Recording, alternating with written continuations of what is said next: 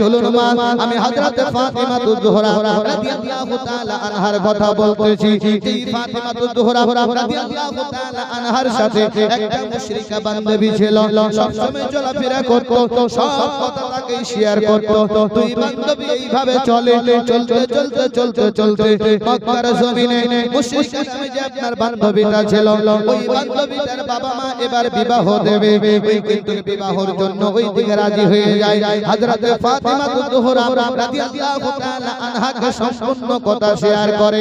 হযরত ফাতিমাকে এসে বলতেছেন, বোন ফাতিমা, এতদিন থেকে তোমার সঙ্গে আমার চলাফেরা আর হয়তো হবে না, কারণ আমার বাবা জান বিয়ের জন্য রেডি হয়ে গিয়েছে, আমাকে বিবাহ করতে বলছে, আমি কি করব বলো? হযরত ফাতিমা তুজ-জোহরা রাদিয়াল্লাহু তাআলা আনহা বলেছিল, বোন শোনো, মাতা পিতা যেটা হুকুম করে সেই হুকুমটা মেনে চলতে হয়, মাতা পিতা যেই কথাটি বলে সেই কথাটি মেনে নিতে হয়। তোমার বাবা যখন হুকুম দিয়েছে তাহলে তুমি এই বিবাহে রাজি হয়ে যাও। ওই মুশরিকা মেয়েটা বলেছিল, বোন ফাতেমা, তুমি যদি আমার বিবাহেতে না যাও আমি এই বিবাহ করব না, তুমি যদি আমার বিবাহেতে না যাও আমি এই বিয়েতে রাজি হব না। হযরত ফাতিমা তুজ-জোহরা রাদিয়াল্লাহু তাআলা আনহা বলেছিলেন, ঠিক আছে আমি যাব, ঠিক আছে যাব। ব্রাদার মিল্লাত ইসলামিয়া, হযরত ফাতিমার তেমন দামি পোশাক ছিল না। হযরত ফাতিমা তুজ-জোহরা রাদিয়াল্লাহু তাআলা আনহা রাসূলুল্লাহর ঘরে ঘরে তেলাওয়াত করত। এমন অবস্থায় রাসূলুল্লাহ সাল্লাল্লাহু তাআলা আলাইহি ওয়াসাল্লাম বাইরে আপনার বসা, হযরত ফাতিমা আপনার ভিতরে। এই মক্কার জমিনে বড় ধনঢ্য ব্যক্তি ছিল, মুহাম্মদ সাল্লাল্লাহু আলাইহি সাল্লামকে তারা ঘৃণা করত, কারণ মুহাম্মদ হলো গরীব, ফাতিমা হলো গরীব। ও বেটি ফাতিমা যদি আমাদের বিবাহেতে আসে তাহলে বড় আপনার অসম্মান হয়ে যাবে, ফাতিমাকে বিবাহে দাওয়াত করা যাবে না। ওই মুশরিকা মেয়েটা বলেছিল, বাবা ফাতিমা এত সুন্দর একটা মেয়ে, ফাতিমার কথাবার্তা উঠো বসে এত সুন্দর লেগেছে, তাই আমি ফাতিমাকে ছাড়া এই বিবাহেতে বসবো না, আমি বান্ধবী কাজ আমি তাকে করব। সঙ্গে সঙ্গে বাবা বলল, বান্ধবী কাজ করবি, মানা করব, মহল্লা বড় খারাপ হয়ে যাবে। ও মুসলমান আব্বাজি আমার, গিয়েছে রাসূলুল্লাহ আপনার বসা, আমার রাসূলুল্লাহ কাট নিয়েছে। হযরত ফাতিমা তুজ-জোহরা রাদিয়াল্লাহু তাআলা আনহা ভিতর থেকে শুনতেছেন, তিনি বলতেছেন, গো কাকুজান, আপনার বেটি ফাতিমা যেন আমার বিবাহেতে যায়। সঙ্গে সঙ্গে ওই ব্যক্তি আপনার কথা শোনার পরে আমার রাসূলুল্লাহ বলছে, ঠিক আছে বেটি তোমার বিবাহে যাবে। হযরত ফাতিমা তুজ-জোহরা রাদিয়াল্লাহু তাআলা আনহা আপনার দরজা থেকে শুনে দাওয়াত করে চলে গিয়েছে। হযরত ফাতিমা বলতেছেন, গো আব্বাজান, আমি ফাতিমা একটাই পোশাক রয়েছে, এই পোশাক পরে আমি কেমন করে যাব? আমার রাসূলুল্লাহ বলেছিল, বেটি তুমি টেনশন চিন্তা করো না, পোশাকের ব্যবস্থা আমার আল্লাহ করে দেবে। সুবহানাল্লাহ, সুবহানাল্লাহ। নারে তাকবীর, নারে সালাত, নারে হায়দার। পোশাকের ব্যবস্থা আমার আল্লাহ করে দেবে। এই মুসলমান আব্বাজি আমার, যেই আহলে বাইতের ঘরানা যাকে বলা হয়েছে ফাতিমা তুজ-জোহরা, আপনার জান্নাতের যুবক সরদার, আপনার সরদারদের সরদারিনী, যেই ফাতিমা তুজ-জোহরা রাদিয়াল্লাহু তাআলা আনহার জবানে আপনার যেটা বের হবে আমার আল্লাহ পাক সেটাকে কবুল করে নেবে। কোরআন তেলাওয়াত করে আমার আল্লাহ রাব্বুল আলামিন জিবরাইলকে ডাক দিয়ে বলে, জিবরাইল, বলে লাব্বাইক আল্লাহ লাব্বাইক, বলে খুব তাড়াতাড়ি করে চলে যাও, গিয়ে তাড়াতাড়ি করে জান্নাতি পোশাক আমার নবীর বাড়ির বেটি ফাতিমার কাছে পৌঁছিয়ে দাও। সুবহানাল্লাহ। চিন্তা করুন মুসলমান, কোন ফাতিমা, যেই ফাতিমার জান্নাতি পোশাক আমার আল্লাহ রাব্বুল আলামিন পাঠাচ্ছে। একবার চিন্তা করে দেখো না, আল্লাহ রাব্বুল আলামিন জিবরাইলের মাধ্যমে জান্নাতের পোশাক দিয়ে পাঠিয়ে দিয়েছেন একদম প্যাক সিস্টেম আমার রাসূলুল্লাহর হাতে। আমার রাসূলুল্লাহ সাল্লাল্লাহু তাআলা আলাইহি ওয়াসাল্লাম ফাতিমাকে ডাক দিয়ে বলে, বেটি ফাতিমা, বলে হুজুর আসি, ঘরেতে আসি, বলে বেটি ব্যাগটা নিয়ে যাও। কিন্তু হযরত ফাতিমার একটা অভ্যাস ছিল বাবা, যেটা হাতে দিতেন আমার নবী সঙ্গে সঙ্গে কিন্তু খুলে দেখতেন না, ভিতরে নিয়ে যাই রেখে দিয়েছে। আমাদের ঘরে যদি বেটিরা বাপ একটা ব্যাগ দেয় তাহলে ছিঁড়াছিঁড়ি শুরু করে, করে কি সঙ্গে সঙ্গে ছিঁড়বে।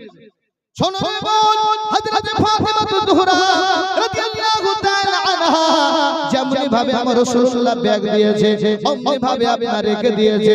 বিবাহের তারিখ কাছিয়ে চলে আসে, এমন অবস্থায় হযরত ফাতেমা জোহরা রাদিয়াল্লাহু তাআলা আনহা ঘরে বসা। আমার রাসূলুল্লাহ বলছে, বেটি ফাতেমা তুমি কি দাওয়াতে যাবে না? হযরত ফাতেমা কোনো আওয়াজ করে না। যাব তো যাব, যেই পোশাকটা রয়েছে পোশাক পরে কেমন করে যাব? আমার রাসূলুল্লাহ বলে, বেটি তোমাকে যে একটা ব্যাগ দিয়েছিলাম, ব্যাগটা কোথায় রেখেছো বলো? সঙ্গে সঙ্গে ফাতেমা বলে, আব্বা আপনি যেইভাবে ব্যাগ দিয়েছেন আমি সেইভাবে রেখে দিয়েছি। মুসলমান আব্বাজি আমার নবীর বেটি ফাতেমা জোহরা রাদিয়াল্লাহু তাআলা আনহা, যিনি হচ্ছেন নবী নন্দিনী, যিনি হচ্ছেন আপনার জান্নাতের আপনার সরদারিনী, সমস্ত যুবকদের সরদারিনী, ওই ফাতেমা জোহরা রাদিয়াল্লাহু তাআলা আনহা বিনার ব্যবহার চলাফেরাতে মুশরিকরা মুগ্ধ হয়ে গিয়েছে। শুধু তাই নয় যে আল্লাহ পাক পোশাকটা পাঠিয়েছেন, ওই পোশাক দ্বারাও ইসলামে কিন্তু প্রচার হয়েছে। অনেকে আপনার কলমা পড়ে মুসলমান হয়েছে। বলে কি করে হলো? বলে ওই ধনটা ব্যক্তি সবাই এসে হাজির হয়েছে। এমন অবস্থায় হযরতে ফাতেমা জোহরা রাদিয়াল্লাহু তাআলা আনহা আপনার গুলি পায়ে হেঁটে আসে। দেখবেন বাবা 100 জনের মধ্যে ভালো মন্দ লুকায়িত থাকে। তারা অনেকে বলে মুহাম্মদের বেটি তো গরীব, ওই ফাতেমা যদি আজকে বিবাহ খেতে আসে ওকে আমরা ইজ্জত করব, তাকে নিয়ে ঠাট্টা হাসি মজাক করব। এই মুসলমান আব্বাজি আমার তৎকালীন যুগে তো লাইন ছিল না, ঘরের মধ্যে আপনার ঘেরা, সবাই ঘরের ভিতরে রয়েছে। ফাতেমার দিকে সবাই তাকিয়ে আছে, কখন আসবে। দেখতেছেন হযরতে ফাতেমা জোহরা রাদিয়াল্লাহু তাআলা আনহা গুটি গুটি পায়ে আপনার হেঁটে আসতেছেন। দূর থেকে দেখা যায় চেহারার মধ্যে চকচক করে। এই বলে ফাতেমা হয়, কেউ বলে হয় না। এত সুন্দর ফাতেমা পোশাক কোথায় পাবে? এত সুন্দর পোশাক তো কোথাও পাবে না। মুসলমান আব্বাজি আমার হযরতে ফাতেমা জোহরা রাদিয়াল্লাহু তাআলা আনহা চলতে যেমনই বাবা কাছাকাছি এসেছে, যেই ঘরের ভিতরে ফাতেমাকে বেইজ্জত করার জন্য সবাই ছিল, ওই ঘরের মধ্যে ঢোকার মধ্যে সঙ্গে সঙ্গে অন্ধকার ঘরটা আলো হয়ে গেল। সুবহানাল্লাহ সুবহানাল্লাহ। দেখে তো অবাক হয়ে গেল, ফাতেমা এটা কি করলো? আমরা তো বুঝতে পারিনি ফাতেমার পোশাকে এতটা ঝলক হবে। এদের একটা অভ্যাস আছে বাবা, যদি পাশের বাড়ি ভাবি একটা ভালো পোশাক কিনে আনে, জিজ্ঞাসা করে ভালো লাগে কোথায় কিনলি? গঙ্গারামপুর না বালুরঘাট না কালদিঘি না টপ জিজ্ঞেস করে কি করে না? করে। ভালো যদি লাগে, কাপড়টা যদি পছন্দ হয়, তারা কিন্তু একে অপরকে জিজ্ঞাসা করে কোন দোকানে নিলি বল, বলাবলি করতে শুরু করবে। পয়সাওয়ালা বেটারা বলবে যে এখনই বল, আমি এখনই নিয়ে আসবো, খালি দোকানের নামটা বল, সম্রাট বাজার না কি বাজার আছে। আই মুসলমান আব্বাজি আমার হযরতে ফাতেমা জোহরা রাদিয়াল্লাহু তাআলা আনহার পোশাকটা যখন এইভাবে দেখলেন, দেখার পরে সঙ্গে সঙ্গে সবাই বলতে লাগলো, ফাতেমা বলো এই পোশাকটা তুমি কোথায় পেলে বলো? মক্কার জমিনে কোন দোকানে আছে বলো?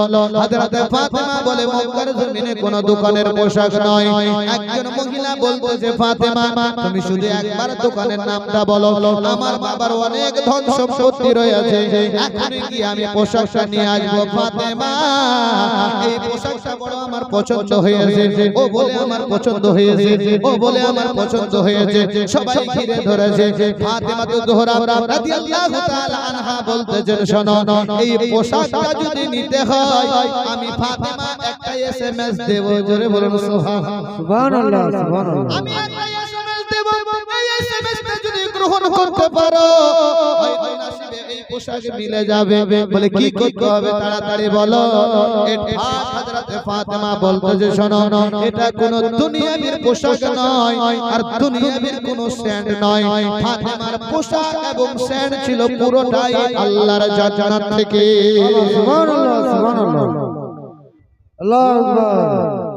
ইয়া রাসূলুল্লাহ, ইয়া আলী। আল্লাহ তাআলা জান্নাতি পোশাক আতর সেন্ট এমনটাই তিনি দিয়েছে, দুনিয়ার সঙ্গে মিল খাবে না। এই মুসলমান আব্বাজি আমার মহিলারা সব ফিদা হয়ে গেল। তারা সব বলতে লাগলো, ফাতেমা তুমি আজকে যা যা বলবে আমরা সব করতে রাজি আছি, বলো কি করতে হবে। ফাতেমা বলতেছেন, লা ইলাহা ইল্লাল্লাহ মুহাম্মাদুর রাসূল। হযরত ফাতেমা জোহরা রাদিয়াল্লাহু তাআলা আনহা যেমনই এই কথা বলেছে বাবা দুনিয়ার জমিনে আপনার কোথাও পাওয়া যাবে না যত বড় টাকাওয়ালা পয়সা হয়ে যাও না কেন মক্কার জমিনে এমনটা পোশাক পাওয়া যাবে না কিতাবের মধ্যে পাওয়া যায় হাজার হাজার নারী হযরত ফাতেমার পোশাকে আপনার পাগল হয়ে কলেমা পড়ে মুসলমান হয়ে গেছে মুসলমান হয়ে গেছে জানো রে মা জানো রে বোন যেই ফাতেমার জবান আমার আল্লাহ কবুল করে যেই ফাতেমার পোশাকে আল্লাহ ইসলামের খিদমত নাই যেই ফাতেমার আপনার খাবার জান্নাত থেকে আসে যেই ফাতেমার খাবার আপনার বলা হয়েছে জান্নাত থেকে এসে ডেস্কি ভরে যায় যেই ফাতেমা জোহরা রাদিয়াল্লাহু তাআলা আনহা এমন একটা নারী ছিলেন জীবনে কোনো পরপুরুষে মুখ দেখলো না এই ফাতেমা হয়েছিলেন এই ফাতেমা ছিলেন আমার নবীজির কলিজার টুকরি সুবহানাল্লাহ